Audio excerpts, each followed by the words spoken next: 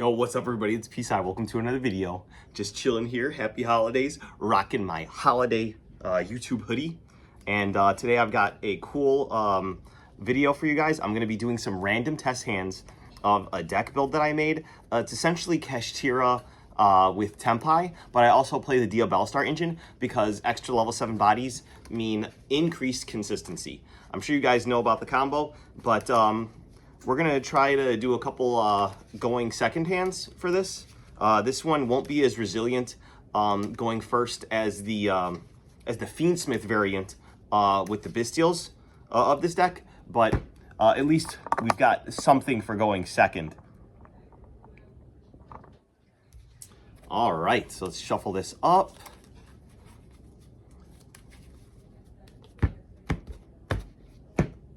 One, two, three, four, and five. All right, cool. So this hand, we luckily drew our field spell, which is really nice. We have Diabellstar, and then we have 3 forms of negation for our opponent's turn. So double Imperm Veiler. So we play a very extremely high count of hand traps in this deck, and pretty low engine count, but just enough to be able to see it and then have pressure going second. You want to simplify the game state as much as possible and then just really hit your opponent with your Kashtira monsters. So let's just say that we actually had to use all 3 of our negations, which is a very low likelihood. This is actually not very good by itself, but we do get to draw for turn. So we'll draw Nibiru. So at least we have an easy send off of the Black Witch.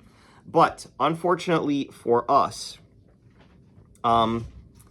Black Witch doesn't really plus us anymore since we don't have access to anything. The targets for this in the main deck, obviously in the side deck we have the negation card for when we know we're going first or we think our opponent's going to make us go first.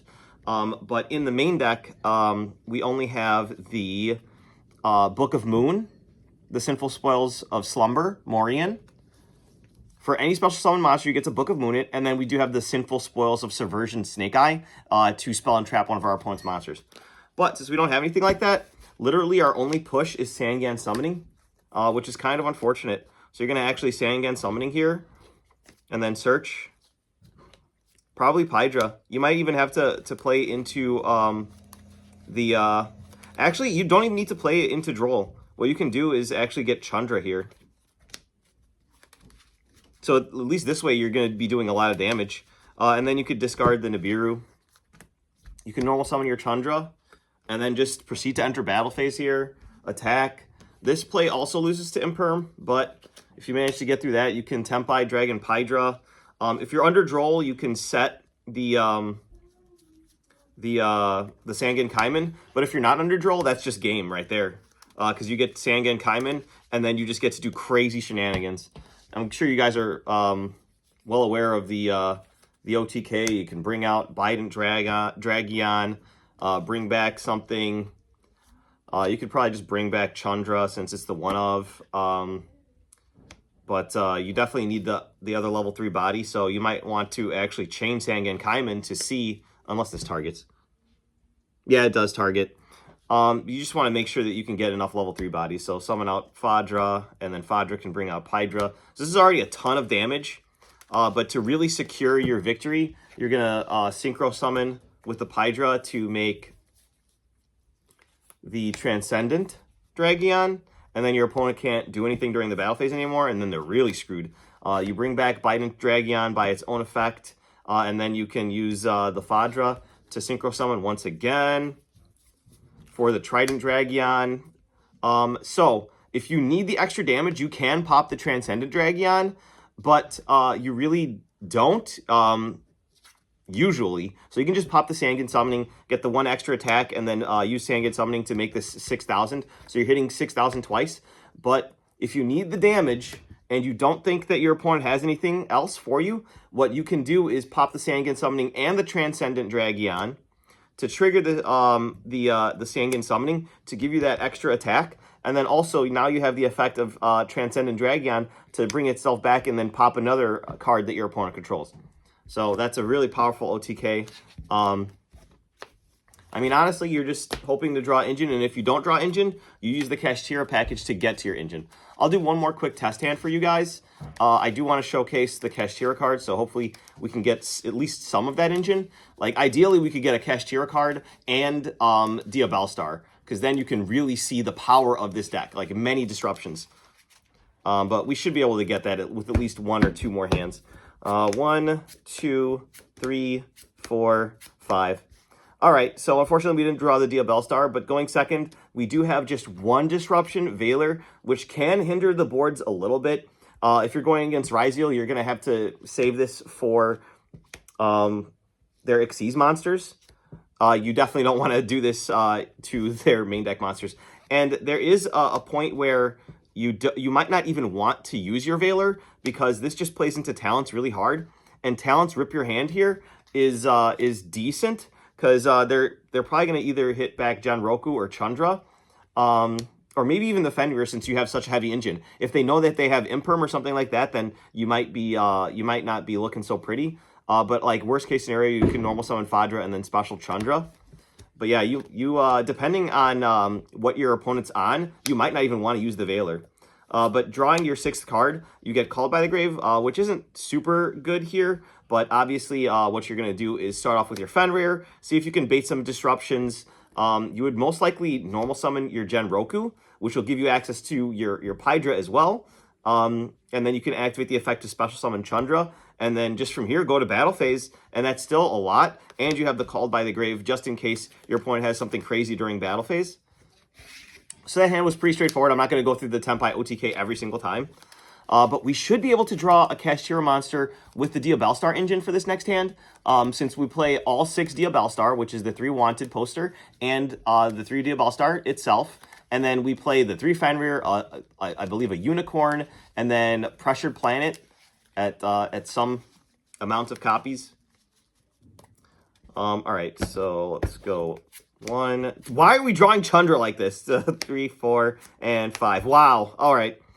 So this gives me the opportunity to speak a little bit about Way Where There's a Will. So in this build, we opt to play the set rotation, which allows us to access our field spells. But one of the worst feelings that I used to have is drawing one of the field spells and then not having another target. So we play Way Where There's a Will, Pressured Planet, and the Sangan Summoning. So yeah, this card's very good. It's like a Pot of Prosperity. So you activate it, and then for however many cards your opponent controls, you get to excavate cards from the top of your deck equal to that number. Then you pick one to add to your hand, so it's basically Prosperity. And then you take a card from your hand and put it with the rest of the cards on the bottom of your deck in any order. And there's no like other restrictions on this, like you can't draw cards during that turn, or it has the damage. It's literally just that effect. So I really like this card, and it is from LEDE. So I believe that's Legacy of Destruction. Very, very powerful card that you guys should consider. No hand traps in this hand, surprisingly enough. And then our last card is the Nibiru. You hate to see the 6th card Nibiru. But at least here, we have an interesting dynamic here. Unfortunately, we can't have everything, because the only way that you're going to be able to get your rank 7 engine online is if you normal summon the Rise Heart. So that's just not going to happen. You're going to probably Way Where There's a Will. And if this doesn't get negated, you're probably going to at least look at a couple cards. Yeah. But if you can push through your opponent's board, that will give you the OTK. I'll do one last test hand. Let's hope we don't draw Chandra here, because well, I mean, it's awesome to draw Chandra, but it's not realistic to expect yourself to draw Chandra every single time.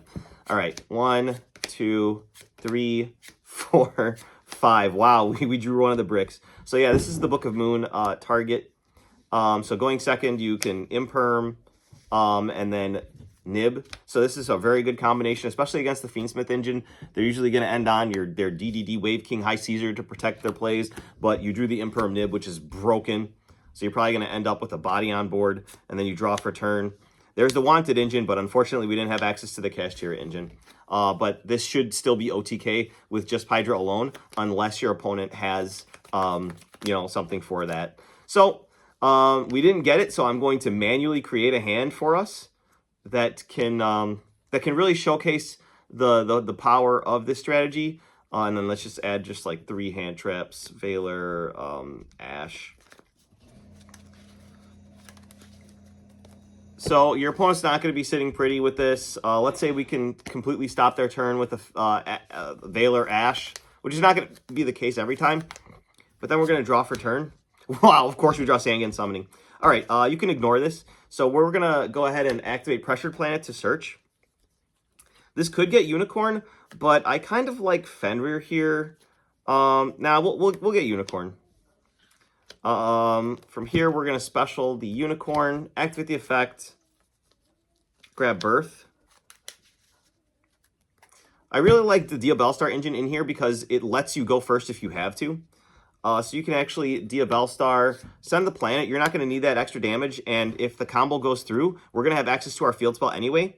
So you special summon your Diabellstar and activate the effect. So this can either bait one of your opponent's cards with the aforementioned Sinful Spoils of Subversion. So I can out one of their negations or something like that. Or if you don't think that you're going to be able to kill your opponent, you can actually set the Sinful Spoils of Slumber Morian, which is the Book of Moon for any special summoned monster. So say hypothetically, since we stopped our opponent, we don't know what type of hand traps they have. So we're going to actually set our Book of Moon as follow-up because they don't really have anything that can disrupt us in the form of monsters that we can put in their spell and trap zone. So let's do that. Now, next up, what we're going to do is overlay. So we're finally seeing the extra deck. Of course, you play the Kashtira Shangri Era, but that's for if you're forced to go first or if you guys are under shifter. But since we are going second and we're trying to kill our opponent, we're going to Mecha Phantom Beast Draco Sack. You can go ahead and detach the Unicorn just to make sure it's in graveyard for your birth later on with that extra 2,500 body and the ability to rip from your opponent's extra deck. You summon your 2 Mecha Phantom Beast tokens. Now, since those tokens are level 3, you can hard make your Cherubini Iban Angel of the Burning Abyss. Now, you can activate its ability to send to your graveyard for cost a copy of your Tenpai Dragon Pydra. Now, you're like, what is going on, Psai? Like, why are you doing this? Because they made a generic broken Link monster in the form of Promethean Princess, Bestower of Flames. This will allow you to bring back your, what's it called? Your Tenpai Dragon Pydra.